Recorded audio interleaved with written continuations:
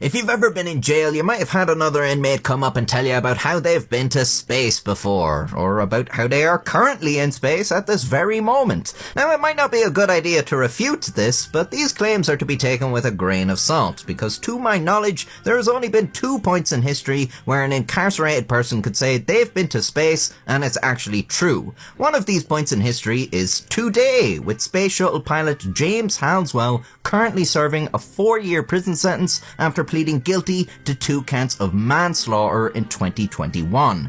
Don't drive under the influence, kids. The other point was in 2007 when astronaut Lisa Nowak was charged with attempted first-degree murder, and her story is absolutely insane. Lisa Marie Caputo was born in 1963 in Washington, D.C. Her dad was a computer scientist and her mother a biologist. In 1969, she watched man land on the moon, and in 1978, she saw the introduction of female astronauts. She paid frequent visits to the National Air and Space Museum, and to make a long story short, she wanted to be an astronaut from a young age. In school, she excelled at both sports and academics. Standard astronaut backstory: Ivy League college, US Naval Academy, graduated with a degree in aeronautical engineering and was commissioned as an ensign in the Navy, where she worked as an aerospace engineer. Like all astronauts, she has an incredible list of achievements, but let's just look at the coolest ones. Firstly, as a woman, she was part of a very small minority in this line of work and fought a constant uphill battle. When she was doing flight training with the Navy in the mid to late 80s, women were banned from combat assignments by law.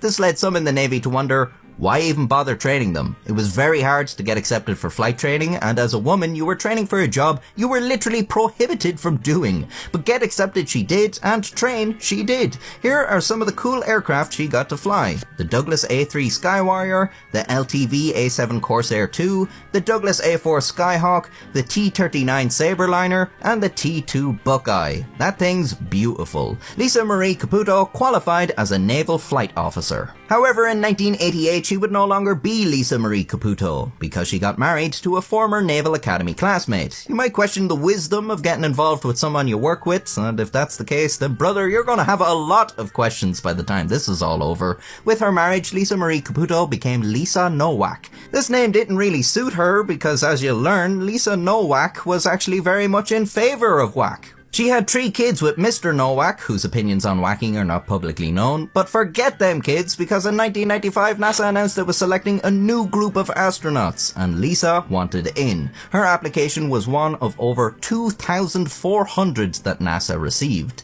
The next year, NASA announced they had selected their candidates for 10 new pilot positions, 9 new international mission specialist positions, and 25 new mission specialist roles, of which Lisa Nowak was one. This class of 1996 was the 16th group of NASA astronauts, and is the largest group to date, humorously dubbed the Sardines. Nowak completed her training in 1998, specializing in the operation of the Space Shuttle's robotic arm. At this point, you might be wondering why someone would throw this all away. Like, what crime could be cooler than operating a robot arm on a spaceship? Smoking a cigarette on a motorcycle, maybe, if you stole both the motorcycle and the cigarette. And think about the selection process for astronauts. To be chosen for such an exclusive position, you basically have to be a perfect human being. No cigarette stealers allowed. Accidentally take a pen from the office back in 1982?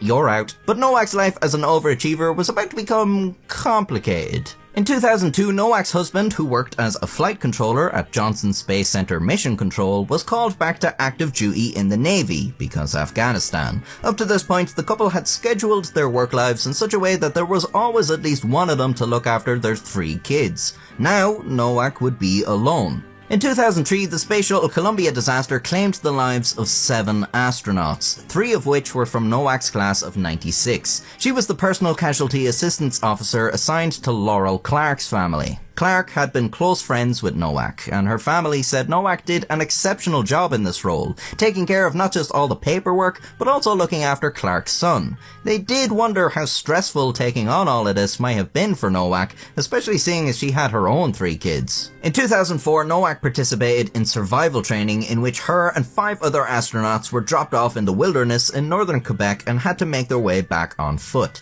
This 12-mile journey took 11 days. In these 11 days, Nowak grew close to one of the other astronauts, William Oefelein, and after their return, the two pursued an extramarital affair. Here we go. This was an even bigger risk than you might realize. Both Nowak and Oefelein were serving Navy officers, and seeing as both were married, they were both committing adultery. Now, God is very clear on the rules for adultery.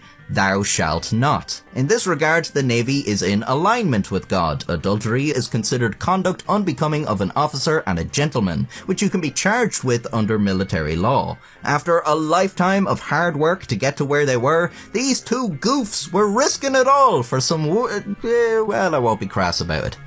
Hanky panky. Not long after, Oeffelein's wife discovered emails between him and Nowak that were very salacious. Or, in other words, they betrayed the idea that they were just friends. Oeffelein's wife divorced him in 2005. He moved into a small apartment, gave Nowak a key, and she often visited and left personal effects there. In a brief return to more commendable exploits, Nowak went to space aboard the Space Shuttle Discovery in 2006. She brought a few things like mascots and banners from former schools, as well as her grandmother's engagement ring. Have you no shame? During liftoff, the crew noticed some debris falling off the external tank, and the first day in space was dedicated to seeing if there was any damage. Nowak spent 6.5 hours examining a white splotch on the nose cone with the robotic arm, as the crew feared this may have been the result of some sort of high velocity impact.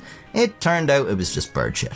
Upon her return, Nowak was forced to address the shoddy state of her sham marriage, and she separated from her husband in 2007. Around this time, Oefelein realised he just wasn't feeling the whole affair thing anymore, and he told Nowak it was over, but they could still be friends. According to him, she took it well, which is such a man understanding of relationships, as you'll soon see, because it turned out she did not take it well. Oefelein thought everything was cool, no problems. He even thought Nowak was very accepting when he told her he had started seeing US Air Force Captain Colleen Shipman. This guy, Cosmic Casanova over here, he thought this all went down great. He didn't see a problem with the fact that Nowak was still calling him nearly every single day, or the fact that she would still come over to the apartment, until his new girl was like, "Why is this woman's bike here? Get the stuff out of here!" Shipman even asked him, "Are you sure she's okay with this? Like, there's not going to be some crazy lady showing up at my door trying to kill me?" To which Oefelein, or Olf for short, responded, "No, she's fine with all this." However, Mr. Woman Understander never got the key to his apartment back off Nowak. When he went off into space, Nowak entered his apartment, logged onto his computer, and had a look at the emails Shipman had been sending him while he was up there. For an astronaut, this guy sure does seem to have a problem with people reading his emails. Does he not know what a password is? An email from Shipman read, "Will have to control myself when I see you. First urge will be to rip your clothes off, throw you on the ground, and, well, that's enough of that." Oeffelein's responses weren't quite as impassioned as Shipman's. "I need to see you. I am having Colleen withdrawals. Must see Colleen." That sounds like something a zombie might type out. Nowak was not pleased that another woman had taken over what she thought was her spot in Oeffelein's affections. So when she found out that Shipman was currently flying on a trip, she made note of her travel itinerary and used it to draft up an elaborate and obsessively detailed plan. Shipman would return from her trip and arrive at Orlando Airport at 1 a.m. February 5th, 2007, and Nowak would be waiting for her. Nowak took her husband's car, have you no shame, and drove 900 miles from Houston to Orlando. It was widely reported that she wore maximum absorbency garments, which are basically astronaut diapers, to avoid having to stop. Nowak drove from Houston to Orlando wearing diapers. She was wearing diapers. Did she say why? She wore the diapers so that she wouldn't have to pull over during her 950-mile journey. Diapers. Diapers. Diapers? The diapers. She wore a kind of diaper. And in a bizarre display of NASA ingenuity, diapers. Although she later denied this. She checked into a hotel using the name Linda Turner. She paid only in cash. Colleen Shipman touched down in Orlando shortly after 1 a.m, but she had to wait 2 hours for her bags. I fucking hate the airport. All this time, Nowak was there watching her. She was wearing a hooded trench coat, glasses and a black wig. When Shipman finally got to the parking lot, she sensed that someone was following her. As she made her way to the car, she heard footsteps running and she quickly jumped inside and locked the door. Good thing she did, because suddenly there was a woman trying to get in. Nowak then knocked on the window, telling Shipman she needed help because her boyfriend was supposed to pick her up and now he wasn't there and she needed a ride because she was in this parking lot all alone and it was dark and she was scared. Shipman didn't know who this person was, but she knew something was off. She said she wouldn't give her a ride, but she could go get someone if she needed help. Nowak then asked if she could use Shipman's phone. Shipman said the battery was dead, and then Nowak started talking and she couldn't hear her, but she saw her burst into tears. Maybe this person really does need help, she thought. She winded down her window a little bit to hear better, and as soon as she did, Nowak pepper sprayed her. "You bitch!" she exclaimed as she sped off. A few minutes later, police were on the scene, and they caught Nowak trying to throw away a bag. They confiscated it and searched her car. Her husband's car. What they found was shocking. A loaded BB gun, which looked like just a regular pistol, a drilling hammer, a 4-inch folding knife, latex gloves, rubber tubing, and most shockingly of all, pepper spray. Oh wait, you already knew that. But they also found a floppy disk and USB drives with photos and drawings of bondage, as well as an image of a nude woman, although it wasn't clear who this was. Nowak was arrested on charges of attempted kidnapping, battery, attempted vehicle burglary with battery, and destruction of evidence. At pre-trial arraignment, the prosecution argued that the facts and evidence suggested Lisa Nowak had a well-thought-out plan to kidnap and possibly harm Colleen Shipman. She was ordered released on $15,500 bail under the condition she wear a GPS tracker and not contact Shipman. Before she could make bail, however, the Orlando police also charged her with attempted first-degree murder, in a move her defense claimed was solely to keep her in jail. In a second arraignment, she was charged with attempted first-degree murder with a deadly weapon. Her bail was raised by $10,000, she posted it, and was released. NASA then asked her to come to Johnson Space Center for psychiatric evaluation. Bit late for that, lads. Probably want to beef up your screening process.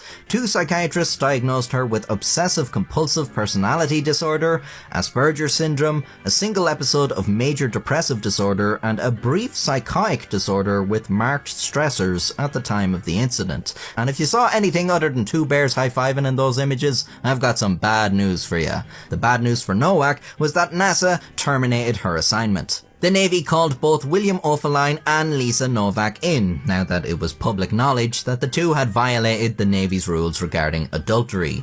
The Navy terminated Oeffelein's assignment with NASA, and he retired shortly after, in 2008. They decided to wait till Nowak's case was resolved before dealing with her. The evidence against Nowak was pretty damning. As such, she took a plea deal and pled guilty to felony burglary and misdemeanor battery in 2009. She was sentenced to a year's probation. Sounds like she got off lucky, but then the Navy stepped back in. She was reduced in rank from captain to commander and discharged under other than honourable conditions. Years later, William Oefelein and Colleen Shipman got married. They have 1 son together. What a wild ride! From space to jail. We soared with the eagles and slithered with the snakes. And I tell you one thing, drawing all this in the space of 3 days was really, really fun. And the voices definitely did not come back. If you appreciated the effort, I have a bunch of other videos just like this one, because for some reason I subject myself to this on a weekly basis. Meaning if you subscribe, you'll see a new video every week. I'm also on Facebook,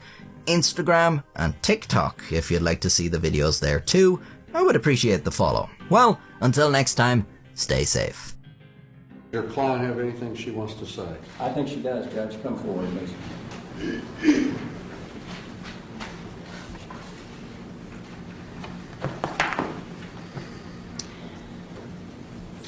I'm glad to have this opportunity to apologize to Ms. Shipman in person. Why don't you turn and face Ms. Shipman when you do this?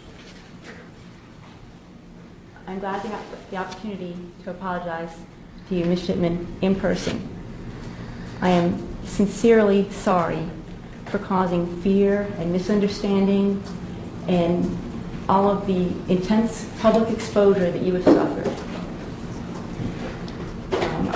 I hope very much that we can all move forward from this with privacy, and peace.